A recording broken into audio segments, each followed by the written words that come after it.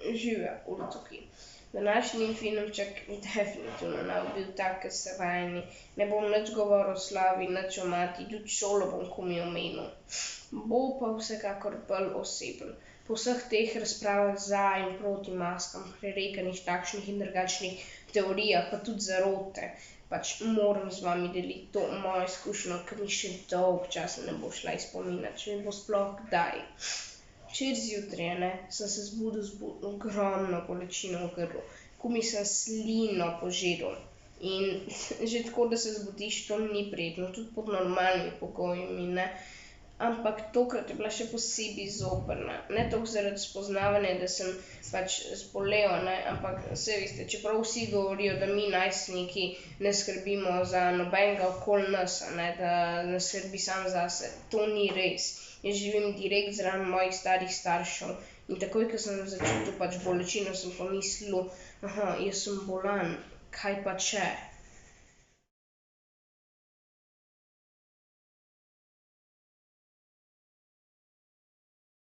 Ja, pač moja prva misel je bila covid, logično. Čeprav sem upošteval vse te preventivne ukrepe in sploh nam povedal, koliko sem porabil mila pa razkužila za roke, vseeno je bil spet tukaj tisti, kaj pa če?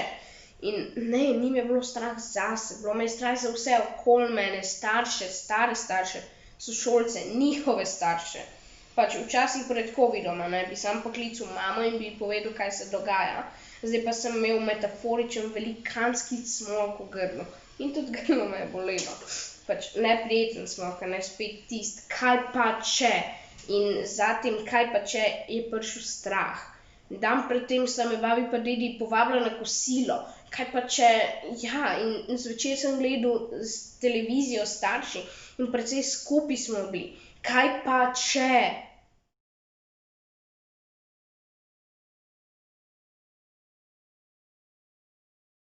Tem, kaj pa če, ker ni hotel biti konec, ampak nekaj sem mogel narediti. Itak se je kaj pa če pojavil tudi v maminih očeh, ker sem ji povedal, da komaj požiram, Videl sem, da se je komaj zadržala, preden me je vprašala, če sem bil s kom kaj kihal, smrkal, karkoli podobnega. Pa nisem bil, saj nisem 5 let star, vem, kaj rabim narediti in vem, kako in vem, na kaj rabim paziti. Pol je dobesedno bil telefonski stampedo, ko so jih moji starši naredili. Klici v šolo, klici zdravnici, pa klic zdravnice z uro za bris in pol vožnja do glavne covid postaje na Metelkovi in tako naprej. Da me je grlo res neskončno bolelo, je bilo nekaj bolj postranskega pomena. Glavno vodilo tistega dneva je bilo, kaj pa če? Saj sem pazil, sem prepričeval samega sebe, pa saj si pazil, me je preiskajoče pač spraševala mami, kaj Neul? Pa saj ve, kaj dela, je tudi dodal še svoje oči, ampak nisi mogel pomagati, da ne bi dodal. Neul? Ampak vsi trije smo točno vedeli, kaj pa če?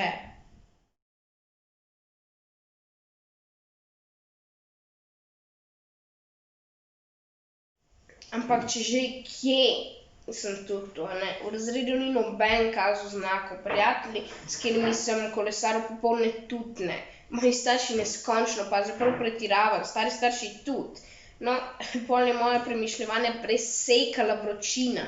39,4 mačji kašelj in grlo, ki neskončno peče ob vsaki kapljici vode, da je tudi staršem se opravičujem, ob vsaki kapljici vode in slabost in utrujenost in kaj pa če? Telefonski klic v zdravstveni dom je potrdil, da je staršem tudi zaradi mojega stanja bilo neprijetno vsaj toliko kot meni. Kaj pa če? Odgovor, da lahko do rezultata brisa samo pijem in zbijem vročino s tabletami, je bil pač pričakovan, ampak neprijeten. Kaj pa če? No, da ne bo predolgo trajalo. Proti jutru so se stvari v bistvu že umirile. Blaškine, prijateljica od mami tinkture so pomagale zelo, da grlo ni več gorelo. In siljenje z vseh strani, ne pijem in pijem in pijem, tudi, pa ameriški slanik je verjetno tudi dodal svoje. In nekadol, še vedno pa je ostal tisti, kaj pa če?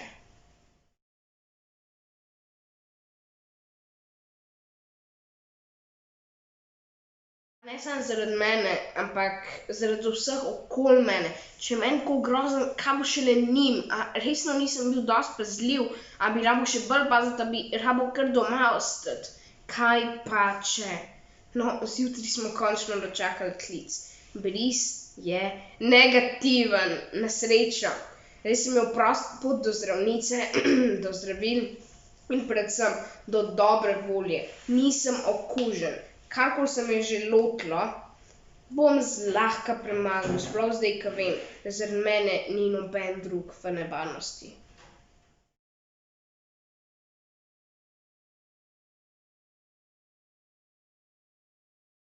Tako da, dragi starši, prosim vas, ne prerekajte se o maskah.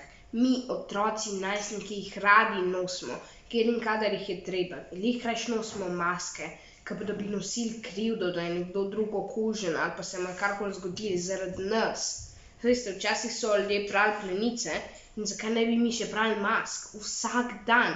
Vsi so v bistvu skoraj iz istega materiala, čeprav vemo, ne? Torej, mi, otroci in najstniki, hočemo biti in smo lahko odgovorni, zato bodite tudi vi. Maske niso na sovražnih, neodgovornost pa je. Glavnem, to je to. Upam, da ta film všeč. Ta filmček všeč. Se vidimo kdaj drugič. Čau.